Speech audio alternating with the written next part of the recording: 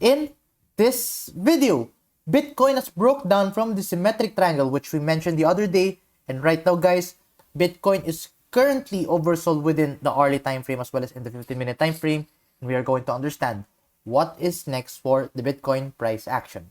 Well, stay tuned to know more.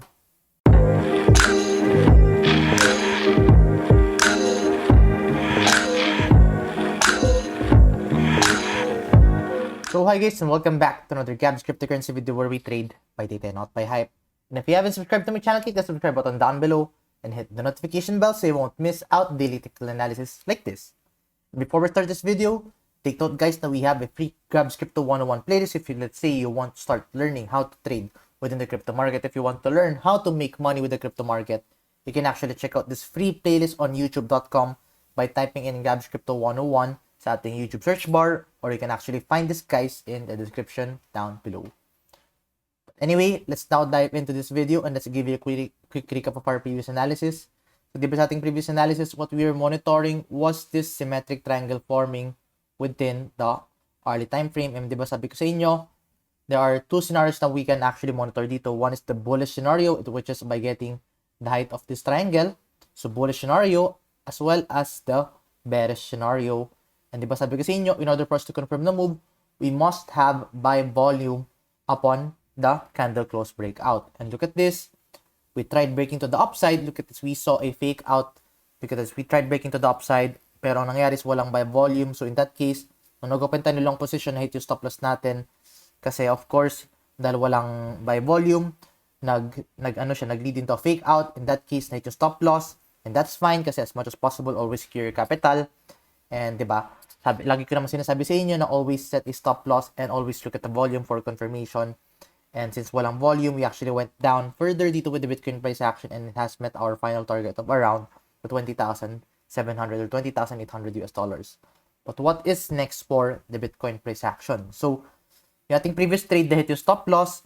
But right now, this is what is currently forming within the Bitcoin price action. So, there are two things on how you can look at this. One is in the hourly time frame and another is in the 15-minute time frame. So let's start first with the 15-minute time frame, because look at this. If you're going to look at this in the 15-minute time frame, we got very oversold within the 15-minute time frame during this period. And look at that. We went very low sa ating RSI. And then as you can see, we dropped even lower. But as you can see, RSI has now been increasing. So that is indicating a potential bullish divergence. So divergences are wherein price is declining while RSI is increasing. So that is a traditional sign of a bullish trend reversal signal. So right now, that is what we are monitoring. And as you can see, we are also forming that, meron din tayong falling wedge forming within the 15-minute time frame. But ang problem natin dito is, we are only seeing this within the 15-minute time frame and wala tayong nakikitang bullish divergence within the hourly. Kasi look at this, even though we have a bullish divergence in the 15-minute time frame, wala pa tayong clear bullish divergence within the hourly time frame. And as much as possible, divergences in much bigger time frames are much powerful than the ones in the smaller time frame. So as you can see, I think the best scenario na what we can actually do dito is we can actually wait for that one last push to the downside, and then at the same time, if tumaas yung ating RSI, then that could be a potential bullish divergence dito with the Bitcoin price action, and that could be a potential trend reversal indicator. In that case, I have already opened a long position dito. Nag-set ako ng stop loss this around the 20,200 or 20,100 US dollar area. And then, of course, that is actually pretty much confluent within our previous support and resistance area, which is yung ating previous symmetric triangle.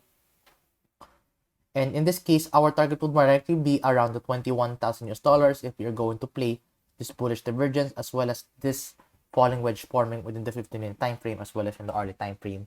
So right now, that is what I'm going to monitor with the Bitcoin price action. Those are the trades that I'm going to take advantage.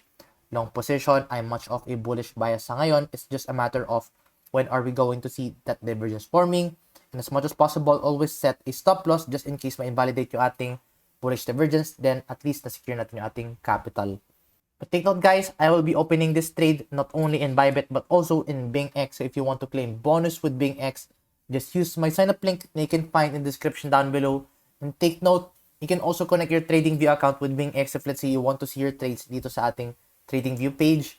Just connect it by clicking you can actually connect it by clicking the trading panel at the bottom left of your screen and then just select Bing X. So as you can see, just click ito, and then as you can see, meron tayong Bing X selection, and you can actually connect your Bing X account with TradingView.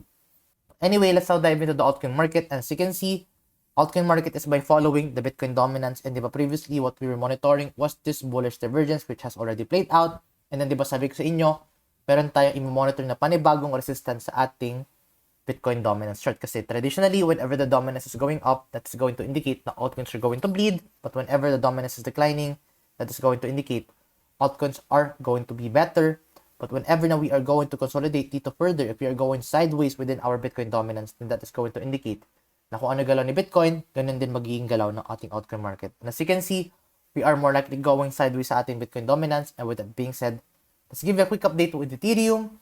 So as you can see, for Ethereum, we are actually starting to form a declining price, but the RSI is also increasing. So that is a healthy sign right now within the Bitcoin price action. I mean, Ethereum price action. So that could be a potential bullish divergence. But take note, this is only going to happen if, let's say, maging healthy ating Bitcoin price action. So as much as possible, in order for us to confirm this move, Bitcoin must remain healthy. And then at the same time, RSI must be increasing sa ating Ethereum price action. Kasi if that's the case, then we can actually see our target of around the $1,172 if we are going to see that bullish divergence form and play out dito sa ating latest Bitcoin or Ethereum price action. So right now, that is what I'm going to monitor, this potential bullish divergence. And then you can also say now we are forming a falling wedge or a falling channel. In that case, our target is going to be around the $1,180. So I think it's pretty much similar with what we are seeing. So either way, that is going to be our target, which is itong bullish divergence, which is around the $1,180. Take note, I'll be opening this trade too in Bing X, and if you want to claim bonus with Ethereum, in trading Ethereum, you can actually find our sign up link in the description down below. But anyway, ayun muna update natin for the time being. If you find this video useful and informative, please give this video a like, and I'll see you guys in the next video. Bye-bye for now.